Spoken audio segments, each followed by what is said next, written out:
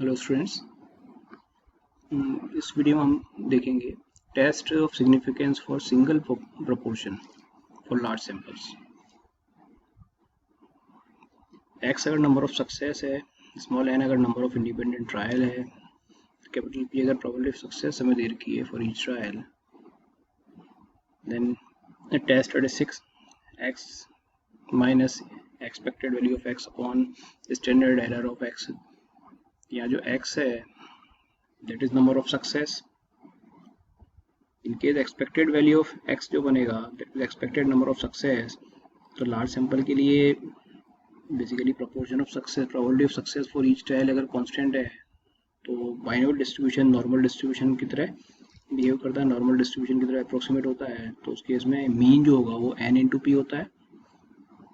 तो वही यहाँ मीन हो एक्सपेक्टेड नंबर ऑफ सक्सेस यहाँ बनेगा mean number of success n into P, और स्टैंडर्ड एरर जो होगी that is root of N P Q. यहाँ जो कैपिटल पी कैपिटल क्यू ये सारे हम पॉपुलेशन प्रोपोर्शन की जगह यूज करते हैं, राइट। तो number of x number of success है, n p expected number of success, that is this is observed number of success capital X, NP is expected number of success। तो अगर इसे हम n से divide कर दें basically तो ये आपकी proportion of success आ जाएगा, that is ये population proportion P हो जाएगा और ये PQ by N हो जाएगा। तो इसे मैंने यहाँ लिखा है N अगर number of person possesses a particular attribute, X by N जो है ये P बन जाएगा small p for sample that is observed proportion of success that is sample proportion, और कैपिटल P में पॉपुलेशन प्रोपोर्शन दे रखा है तो उस केस में Z जो होगा वही उसी में हमने P से डिवाइड करने पर N से डिवाइड करने पर आपको ये आ गया small p minus expected value of P that is P upon root of PQ by N। This is test statistic for single proportion. This one may be considered as statistics for number of success, right? Then what is H0? What is H0? P equal to P0. That means P is equal to a particular value of P. That means coin अगर unbiased है उस case में P equal to half हो गया। या मान लीजिए 400 बार coin को टॉस किया, 400 में से 215 बार अगर हेड आ रहा है, 400 टाइम टोटल टॉस किया, 215 टाइम अगर हेड आ रहा है तो ऑब्जर्व्ड नंबर ऑफ एन जो हो गया वो 400 हो गया, तो ऑब्जर्व्ड नंबर ऑफ सक्सेस हो गया 215। एक्सपेक्टेड नंबर ऑफ सक्सेस क्या होगा, क्योंकि हेड की पॉपुलेशन, हेड की जो प्रोबेबिलिटी होती है वो हाफ होती है, राइट। तो आपके हाफ मल्टीप्लाइड बाय 400 200, तो एक्सपेक्टेड नंबर ऑफ हेड जो होगा वो 200 होगा। Expected number of head is 200 n into P, और ऑब्जर्व नंबर ऑफ हेड वो 215 हो गया। इस तरह से दोनों एक ही टाइप के क्वेश्चन में दोनों ही फॉर्मूला अप्लाई कर सकते हैं, दोनों तरह से सॉल्व कर सकते हैं। एक एग्जांपल हम डिस्कस करते हैं। अ coin is tossed 400 times and it turns of head 216 times. Discuss the at 5% level whether the coin may be an unbiased one, and explain briefly the theoretical principle you use for this purpose।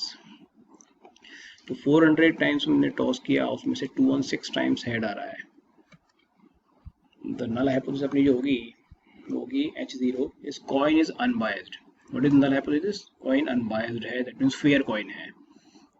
That means दूसरी तरह से ये भी कह सकते हैं P equal to half है, head की आने की प्रोबेबिलिटी हाफ है, दोनों में कुछ भी लिख सकते हैं। तो अल्टरनेटिव हाइपोथेसिस क्या होगी, अगर कॉइन नल हाइपोथेसिस अगर कॉइन अनबायस्ड है तो अल्टरनेटिव क्या होगी, कॉइन इज बायस्ड और P is not equal to half. Then test statistic Z equal to x माइनस NP upon NPQ, that is 216 माइनस 200 अपॉन 400 इंटू 1/2 P अगर हाफ है तो Q भी हाफ होगा, तो आपका Z की वैल्यू आ गई 1.6, right. Level of significance 5% level of significance है तो अल्फा 0.05, तो Z क्रिटिकल वैल्यू जो आएगी that is 1.96, tabulated value is 1.96। तो basically 1.6 is less then 1.96, that means calculated value of Z is less then tabulated value of Z, therefore null hypothesis is accepted, that means coin is unbiased। एक example और discuss करते हैं। An advertisement company feel that 20% of population in the age group of 18 to 25 years in a town watches a particular serial. To test the assumption, a random sample of 2000 individuals in the same age group was taken, of which 450 watched the serial. At 5% level of significance, can we accept the assumption laid down by the company? तो हमें क्या क्या given है? P हमें 0.02 दिया था, population proportion, that means company ये claim कर रही है कि 20% जो पॉपुलेशन है वो पर्टिकुलर एज ग्रुप के, वो ये पर्टिकुलर सीरियल देखते हैं, राइट। सैंपल साइज हमें दिया है, इसमें से इतने लोग वो सीरियल देखें, 440 पर्टिकुलर सीरियल देखते हैं, तो सैंपल प्रपोर्शन हमने निकाल लिया, दैट इज 0.22। नल हाइपोथेसिस क्या होगी? P equal to 0.20। That means ये जो सैंपल है, नल हाइपोथेसिस क्या होती है? सैंपल जो है इस पॉपुलेशन से लिया गया है, राइट। दैट मीन्स P जो है वो 0.2 है। Alternate hypothesis P is not equal to 0.2, that means two tail test है। Z equal to test statistics, Z equal to small p minus capital P upon PQ upon N। These are population value, population parameter से PQN। Probability of P probability of success है, Q probability of failure. Value substitute करी हमने, calculate करी, Z की calculated value जा रही है 2.236 आ रही है। 5% लेवल ऑफ सिग्निफिकेंस के लिए, टू टेल टेस्ट के लिए Z की जो क्रिटिकल वैल्यू होती है 1.96, तो ये वैल्यू क्रिटिकल वैल्यू से ज़्यादा है, that means calculated value is greater than the critical value of Z, that means null hypothesis accept rejected. That means sample जो है वो इस पॉपुलेशन से लिया हुआ नहीं मान सकते हम, right. Probable limits for mu, जैसे हमने मीन के लिए प्रोबेबल लिमिट्स कैलकुलेट की थी, फिड्यूशियल और प्रोबेबल लिमिट या कॉन्फिडेंस लिमिट, वो हम प्रोपोर्शन के लिए भी कैलकुलेट कर सकते हैं। प्रोपोर्शन के लिए small p minus capital P upon root of PQ by N, ये स्मॉल PQ मैंने यूज़ किया है, कैपिटल PQ आएगा इसकी जगह, क्योंकि पॉपुलेशन पैरामीटर यूज़ करते हैं, which is less than Z alpha, right. तो जो P की लिमिट्स आएंगी, that is P plus minus 1.96 root of PQ by N for 95% confidence level. That means अगर लेवल ऑफ सिग्निफिकेंस 5% गिवन है तो confidence limit जो ये बनेगी। लेवल ऑफ सिग्निफिकेंस अगर 91% है, दैट मीन्स कॉन्फिडेंस लेवल अगर 99 है, तो उस केस में आपकी probable limits P plus minus 2.58 root of PQ by N, और these are probable limits P plus minus 3 root of PQ by N। ये हमने देखा था कि प्रोबेबिलिटी, नॉर्मल प्रोबेबिलिटी कर्व का 99.7% जो एरिया है वो Z equal to plus minus 3 के बीच में आता है, राइट। तो ऐसे 99% एरिया जो है वो Z equal to plus minus 2.58 के बीच में आएगा। 95% area Z equal to plus minus 1.96 के बीच में आएगा। तो दीज आर कॉन्फिडेंस लिमिट्स और these are probable limits. Example देख लेते हैं। एग्जाम्पल कपूर से लिया है मैंने, Sultanchand. Dice is thrown 9000 times and a throw of 3 or 4 is observed 3240 times। तो 9000 टाइम्स में से 3 और 4 आने इतने टाइम आया है। Show that the dice can not be regarded as an unbiased one, dice को अनबायस्ड नहीं कह सकते, ये प्रूव करना है। And find the limits between which the probability of a throw of 3 और 4 lie. That means probable limits निकालनी है हमें, राइट। तो नल हाइपोथेसिस सेट करेंगे, हमें गिवन क्या है, हमें सिंपल साइज n दे रखा है, number of trial, number of success दे रखा है 3240, that means observe number of success हमें दिया है। तो जो प्रोबेबिलिटी ऑफ सक्सेस क्या होगी, 3 और 4 आने की प्रोबेबिलिटी होगी आपकी 2/6, that is 1/3। 1/3 probability of success है, तो P जो हम मान सकते हैं probability of success P equal to 1/3, that is null hypothesis. तो नल हाइपोथेसिस क्या होगी, डाइस जो है वो अनबायस्ड है, ये प्रोबेबिलिटीज की 1/3 है, दोनों एक ही बात है, either dice is an unbiased one और probability is 1/3। Alternate hypothesis either dice is biased, dice अगर फेयर नहीं है, या फिर प्रोबेबिलिटी 1/3 नहीं है। जैसे हमने कैलकुलेट किया x minus n p upon root of N P q, small p minus capital P upon root of p q by n भी यूज कर सकते हैं। तो x observe number of success 3240, expected number of success np is n into p divided by root of N P q. ये आपका 5.36 जो definitely 1%, 2%, 5%, 10% सबसे ज़्यादा है। इसका मतलब क्या हुआ, कैलकुलेटेड वैल्यू है वो बहुत ज़्यादा है 1%, 2%, 5%, 10% लेवल की टेबुलेटेड वैल्यू से। That means null hypothesis rejected, null hypothesis accept नहीं कर सकते, राइट। अब ये कह रहा है, क्वेश्चन हमसे पूछ रहा है कि find the limits between which the probability of a throw of 3 to 4 lies.